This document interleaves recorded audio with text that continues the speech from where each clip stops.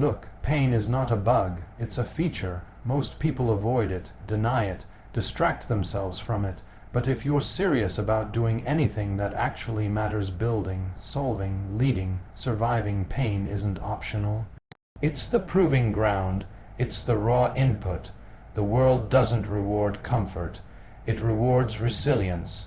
It rewards people who don't shut down when it gets hard, people who get smarter, faster, and more determined precisely because it gets hard.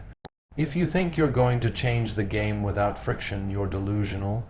If you think pushing boundaries comes without pushback internally and externally, you've already lost. Progress is forged in pressure. Real growth doesn't happen in perfect conditions. It happens when you're asleep, deprived, doubted, misunderstood, when nothing is working, but you keep going anyway. That's where the edge lies. That's where the power is. Pain is data. You either ignore it or you analyze it. You either run from it or you code it into your system and evolve. The goal is not to eliminate pain. That's a utopia that doesn't exist, and frankly, if it did, it would be boring. The goal is to build a feedback loop so strong, so adaptive, that pain becomes a fuel source. Every failure, every setback, every moment where you want to quit, that's energy. That's unrefined power waiting to be converted into action, insight, and leverage.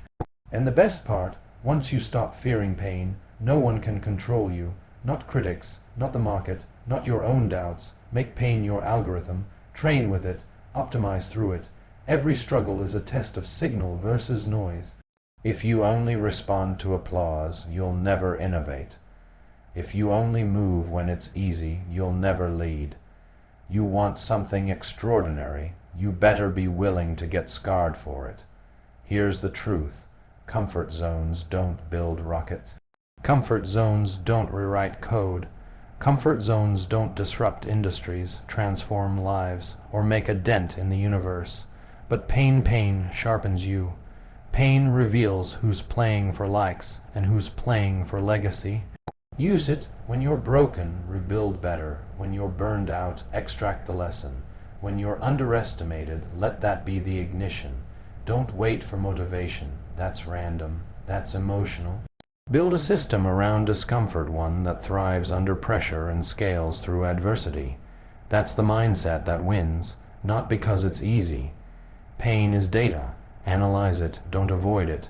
That's the core idea most people miss when they're faced with adversity. Pain isn't some random, meaningless force that shows up just to ruin your day. It's feedback. It's signal. When something hurts, it's telling you something important, something you need to understand if you want to move forward. Too often, people try to suppress it. They drown it in distractions, ignore it with denial, or cover it with excuses. But every time you run from pain, you delay your evolution.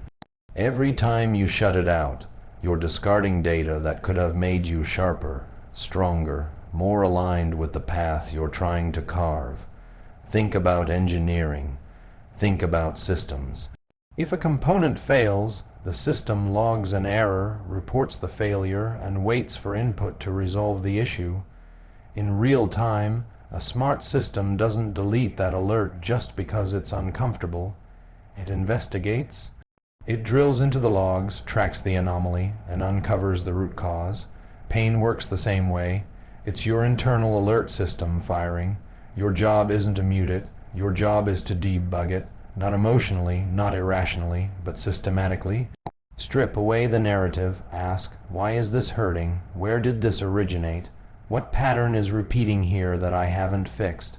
That's how you approach pain, like a builder, not a victim. Emotional pain, physical pain, psychological pressure, all of it has data embedded inside. When you lose, when you fail, when you get rejected, there's embedded information. Who you became in that moment, what systems broke down, what assumptions proved false. This is Hive, Al. You input. But if you're stuck in your feelings, if you can't zoom out, you'll miss it. You'll miss the insight hidden inside the suffering. That's what separates people who repeat mistakes from those who refine themselves. The difference isn't talent, It's the willingness to sit in the discomfort and study it like a scientist. That process is painful in itself. It's uncomfortable to admit your role in your own pain. It's brutal to see your own blind spots, but it's necessary if you want to build anything that lasts. Pain isn't just data about what's wrong. It's also data about what matters. You don't feel pain about things you don't care about. If something hurts, it's highlighting a value, a priority, a piece of your identity that's under threat. Use that.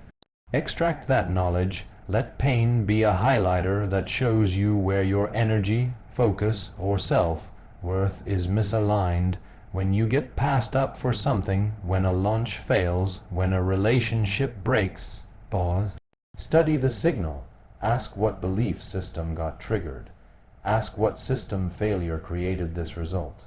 Then iterate, refine, adjust your models. That's how you build something more resilient than before. In every domain, health, relationships, business, leadership, the same principle holds. The most adaptive people are the ones who treat pain as a compass, not a cage. They don't pretend it's not there, and they don't dramatize it either. They just look at it for what it is, information, raw, sometimes brutal, but always honest. Pain doesn't lie. It doesn't sugarcoat. It tells you exactly what you need to fix, where the friction is, and what price is being paid for inaction. That's why it's so valuable. People chase clarity like it's some mystical force, but most of the time, clarity is hiding inside the pain you haven't decoded yet.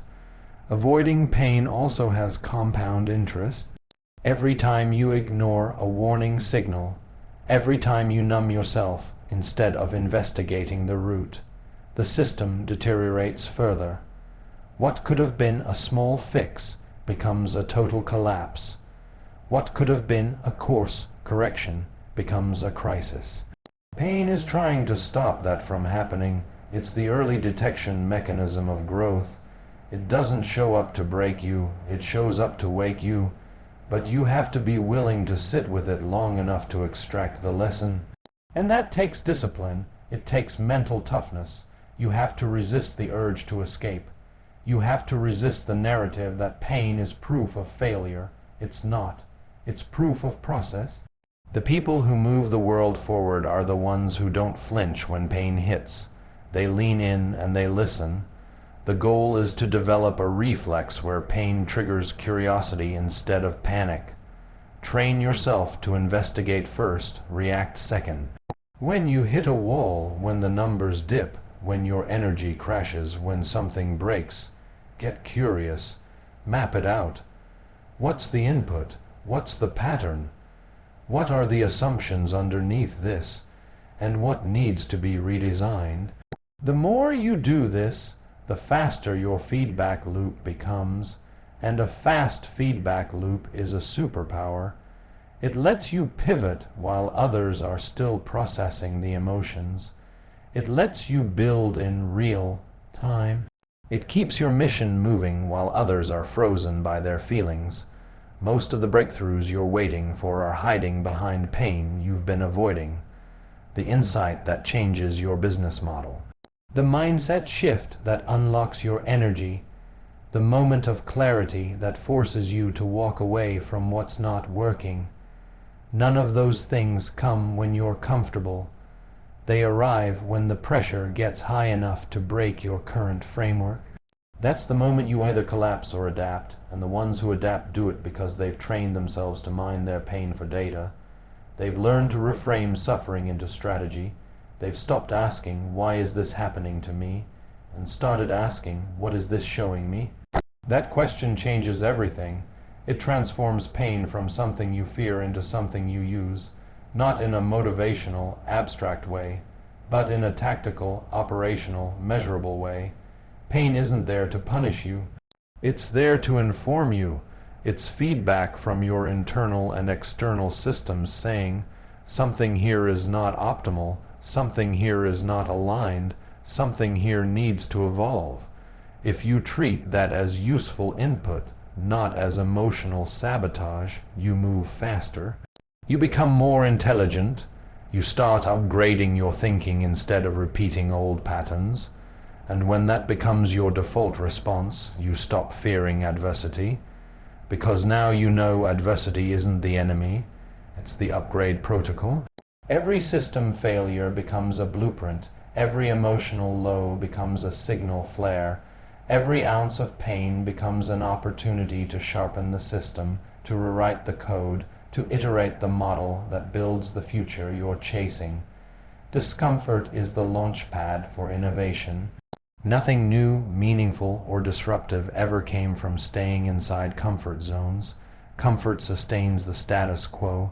It repeats patterns. It prioritizes predictability over progress. And while predictability may feel safe, it's exactly what kills breakthrough thinking. If your ideas never make you uneasy, if your execution never stretches you thin, if your ambitions never rattle your confidence, then you're not innovating. You're iterating at best, stagnating at worst. Innovation by nature demands discomfort because it exists on the outer edge of what is known, what is accepted, and what is easy. The early stages of anything innovative are inherently uncomfortable. There's no path. There's no guarantee. You're operating with limited data, under pressure, and often without validation. That's exactly why most people retreat before something big is born. They can't handle the ambiguity, the chaos, the failures that come before clarity arrives. But that discomfort is the very soil where innovation grows. If you're trying to create something new, you have to be willing to spend long periods in that uncertain, unstable zone where things don't make sense yet, and the outcome is unclear. This is where the builder's mindset is critical. A builder doesn't wait for ideal conditions. They don't need permission or perfect timing. They operate through discomfort, not around it. They treat discomfort like a compass. If something feels difficult, risky, or unnatural, that's usually a sign they're moving in the right direction.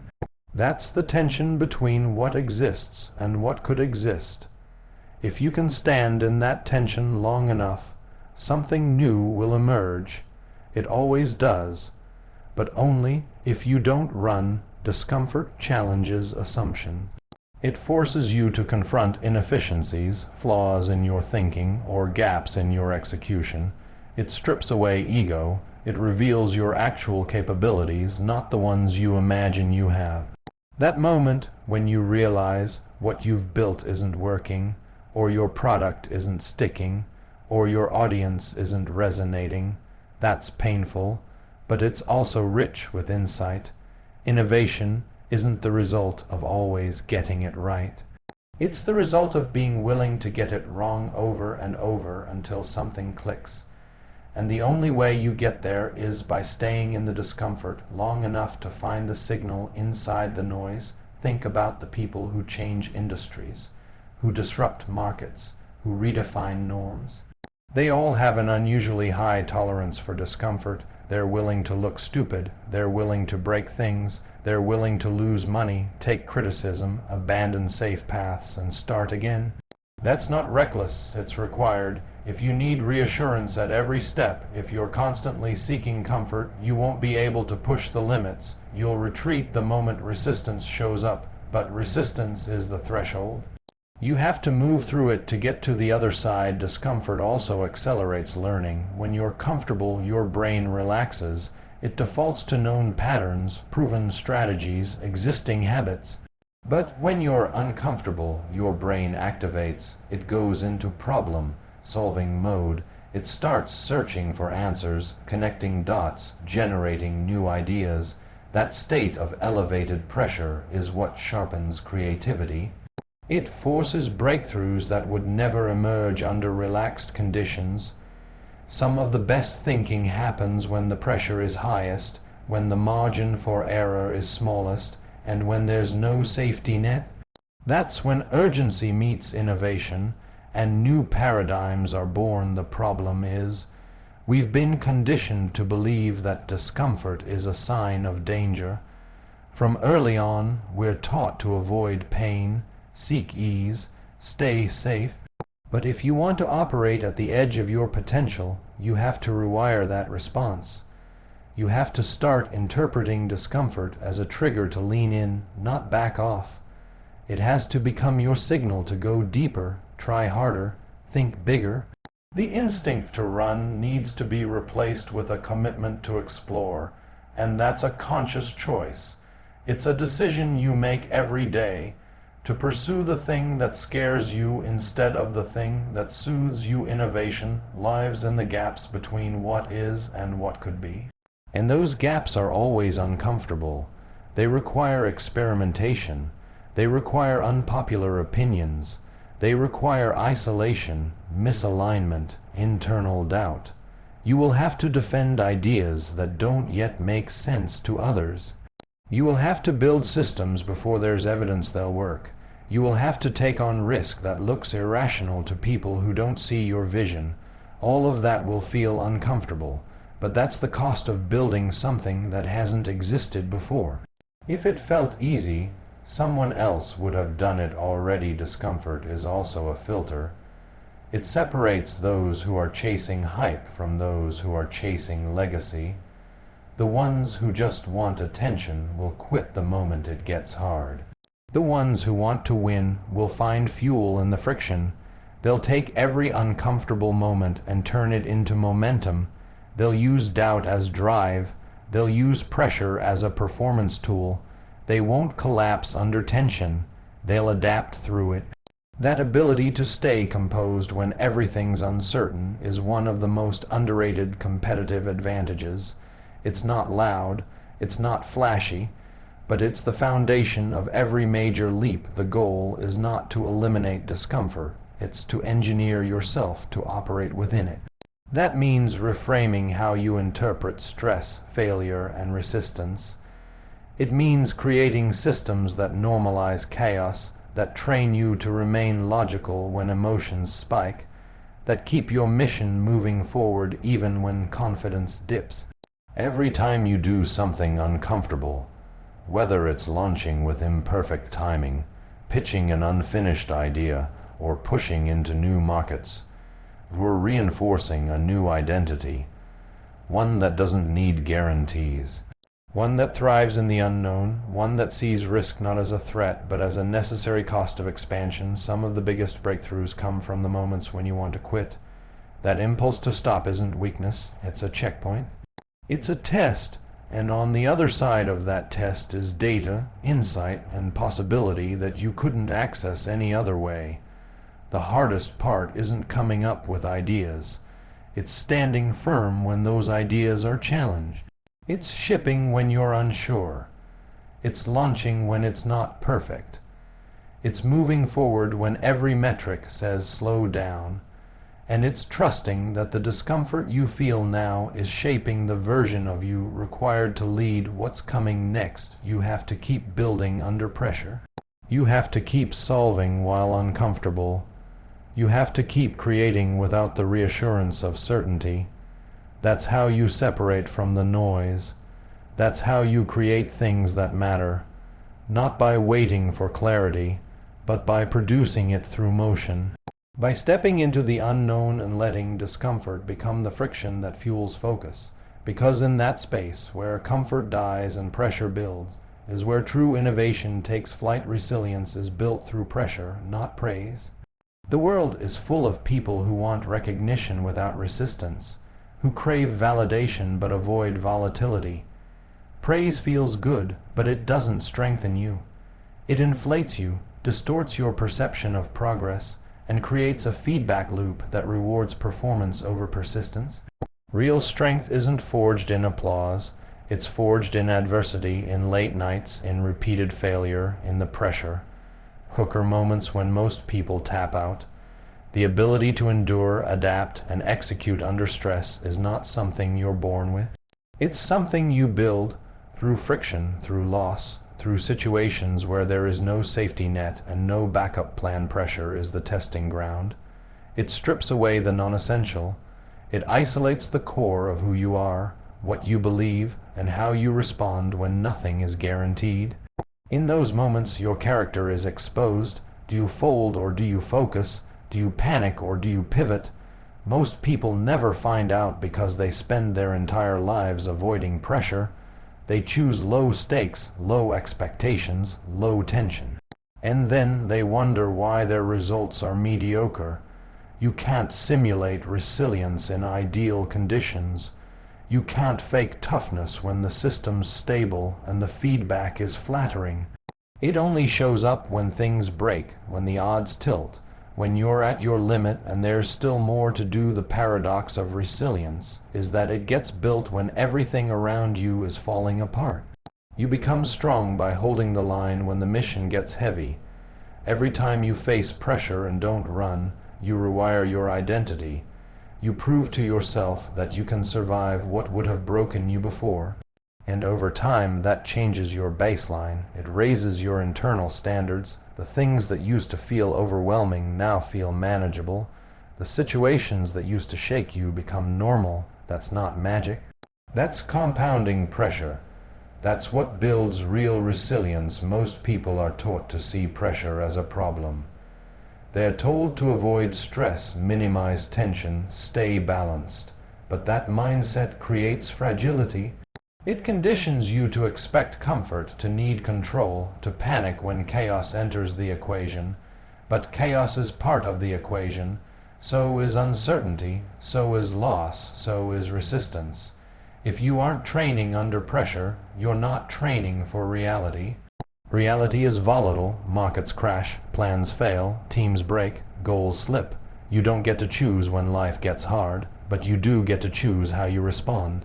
And that response is determined by how much pressure you've already chosen to embrace. Resilience doesn't come from a single moment of strength. It comes from repeated exposure to discomfort without collapse. It's like stress testing a system. You push it to the edge not to break it, but to reveal where it needs reinforcement. Every time you're under pressure, your internal system is being refined. Your ability to regulate emotion, make decisions, stay disciplined, and recover from setbacks is being recalibrated. If you avoid those moments, your system stays soft. It doesn't know how to adapt. But if you seek those moments, if you learn from them, if you stay in them long enough to extract insight, then your resilience evolves. The mistake people make is thinking they need to feel ready before facing pressure.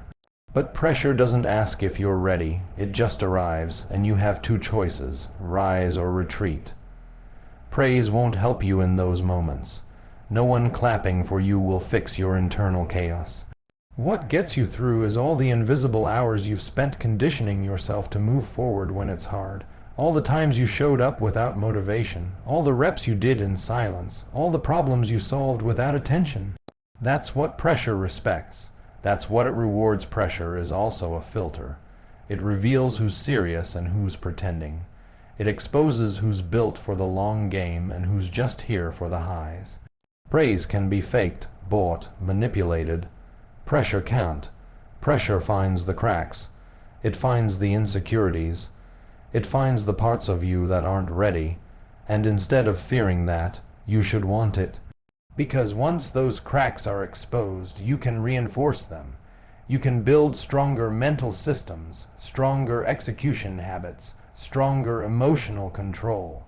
But none of that happens in the absence of pressure. The most resilient people aren't immune to stress. They're just trained by it. They've spent years failing forward, optimizing their responses, upgrading their frameworks.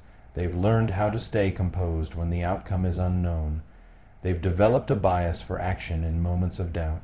They've practiced solving hard problems under tight deadlines, with limited resources and no roadmap. That's what resilience looks like. It's not glamour. It's not hype. It's relentless repetition of unglamorous effort under conditions most people avoid. And it's done without the need for applause, because praise isn't the point. Progress is people talk about mindset like it's a mood. It's not. It's a decision. It's a framework for action under pressure. Your mindset only matters when it's tested.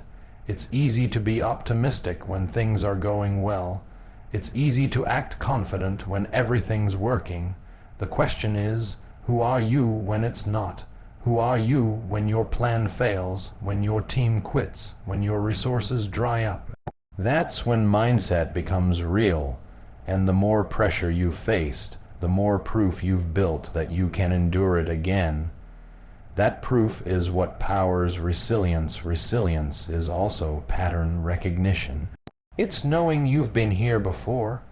It's having a catalog of experiences under pressure that remind you, in real time, this isn't permanent, this isn't new, and this isn't unbeatable. But you only have that catalog if you've built it.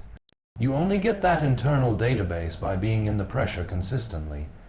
Every time you face resistance and move forward, you store a reference point. And in the future, when it gets hard again, you don't panic. You recall. You access your mental archive of surviving pressure, and you execute with clarity. Without pressure, there's no signal. Without signal, there's no growth. If you only operate in environments where you're praised, you'll start optimizing for comfort over capability. You'll build an identity based on external approval, not internal capacity, and that's fragile, because the moment the praise stops, your momentum stops. But if you build through pressure, if you train yourself to move through pain without applause, you become unstoppable. You develop intrinsic momentum. You become your own feedback loop. And that's when resilience becomes unshakable, not because the world gets easier, but because you get stronger. Resilience is not what you say, it's what you do when it's hard. It's how you respond when everything goes wrong. It's how you show up when no one's watching. It's how you make decisions when the pressure is suffocating and the outcome is unclear. And the only way to build that level of grit, clarity, and composure is to live in the pressure, not just survive it. Every rep counts. Every moment matters. Every ounce of pressure is an opportunity to upgrade who you are, how you think, and what you're capable of carrying. Turn setbacks into systems that scale you. Every failure, every rejection, every breakdown in execution is more than just a painful moment. It's a map, a mirror, a prototype. Most people treat setbacks as full stops. They see them as verdicts, as proof that they're not ready, not good enough, not meant for the thing they're building. But that's a flawed interpretation. A setback isn't the end of the line. It's data. It's the real-world stress test of your ideas, your process, your resilience. The faster you can extract structure from that chaos, the faster you evolve. Innovation doesn't come from never failing. It comes from building systems that convert failure into forward motion. Scaling doesn't start with speed. It starts with structure, and the structure that works under pressure is the one that was designed in the fire of setbacks. When something breaks, that's the moment to observe, document, iterate. Instead of reacting emotionally or giving in to frustration, you switch into diagnostic mode. You ask what the failure is pointing to. You look for patterns. You identify the inefficiencies that were invisible when things were working. Setbacks don't just expose flaws. They reveal opportunities to create scalable solutions that you would have never engineered if everything had gone according to plan. The people who scale the fastest are the ones who treat every loss as a live experiment. They don't just feel the pain. They engineer it into their next iteration. They ask what failed, and more importantly, what system allowed that failure to happen. Was it a breakdown in communication, in timing, in prioritization, in energy management? And instead of obsessing over the outcome, they build inputs that strengthen those weak points. Every time they fall short, they walk away with blueprints, systems that become more efficient, routines that become more frictionless, processes that carry more complexity without collapse. When something you build doesn't work, you don't just rebuild it, you redesign how you approached it. That's the loop. Every setback becomes a cycle: experience, evaluation, extraction, elevation. You look at the failure not as something to avoid, but as something to mine. This is how mental frameworks evolve. This is how executional clarity sharpens. Over time, what used to derail you becomes the foundation of your edge. Because now, you're not building randomly. You're building informed by your own failures. That's the most customized growth model possible. No theory, no guesswork, just first. And experience turned into systems that can be repeated and scaled. The reason most people stay stuck is not because they don't fail. It's because they never operationalize their failure. They move past it too quickly, emotionally scarred but structurally unchanged. They survive the blow, but they don't systemize the lesson. They don't extract the leverage that could have made the next attempt stronger. They get focused on surviving rather than strategizing. But if you want to scale, you have to turn every collapse into a construction site. You have to blueprint the problem. You have to reduce the chaos to a set of actions, questions, checklists, and systems that can be improved and reused. This mindset applies at every level: personal, operational, strategic. If your energy collapses every week by Wednesday, that's a system issue. If your projects always bottleneck at the same point, that's a system issue. If your team keeps miscommunicating at critical moments, that's not just a people issue, it's a structure issue. Setbacks are just signals of system failures. And if you build a habit of decoding them instead of avoiding them, you become exponentially more efficient. You stop repeating mistakes because your failures are no longer just emotional events. They are structural feedback. Turning setbacks into systems also removes the drama from the process. You stop personalizing failure. You stop tying your identity to outcomes. Instead, you treat failure as an input variable. You study it, you dissect it, you break it down into its root causes and make it actionable. That clarity creates confidence. Not false confidence, but grounded, experience-based confidence that comes from knowing your system is evolving every time you hit resistance. You're no longer depending on momentum alone. You're building a framework that becomes more resilient with every setback. This shift in perspective also makes risk more tolerable. Most people avoid risk not because they're scared of losing, but because they have no process for recovering. When you have systems that scale from setbacks, risk becomes part of the process, not a threat to it. You know that even if you fall, there's a mechanism in place to turn that fall into fuel. That's how you create velocity. That's how you compound results. Not by moving fast blindly, but by moving forward deliberately, with systems that are forged in failure and designed to grow stronger through pressure. One of the most scalable systems you can build from setbacks is decision making. Every failed decision contains the raw materials for better choices, but only if you break it down. What assumptions were you working with? What information did you ignore? What red flags did you overlook? What pressure did you fold under? If you analyze your decision under real conditions, you can engineer decision rules, filters, frameworks, thresholds, and once you have those, your future decisions become faster, cleaner, more effective. And that scales across projects, across teams, across every domain of execution. Emotional regulation is another system born from setbacks. The ability to stay centered under stress doesn't come from theory. It comes from repeated exposure to emotional lows and a deliberate process of decoding them. When you feel like quitting, you pause and ask why. What triggered the breakdown? Was it external noise or internal fatigue? Did you miss recovery windows? Did your mental model collapse under contradiction? Each answer becomes a configuration update.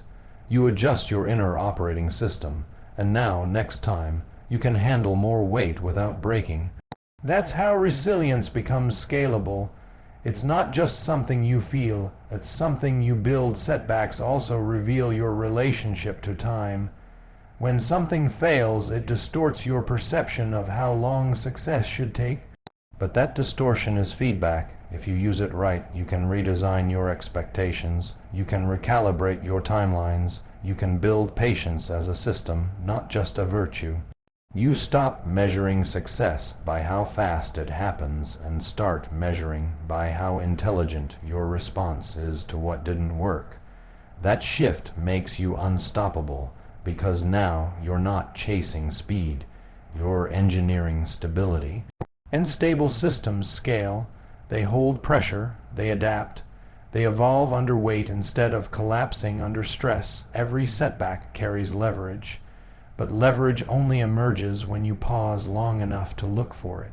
If you move too fast, driven by ego or shame or fear, you'll miss the blueprint. You'll patch the wound without understanding the cause. But if you zoom in, slow down, and study the setback like an engineer studies a system failure, you'll find what broke. And once you find what broke, you can redesign it, not just to fix it, but to make sure it holds at scale. That's the process, that's the formula. Every failure is feedback, every loss is leverage, every setback is a system waiting to be built.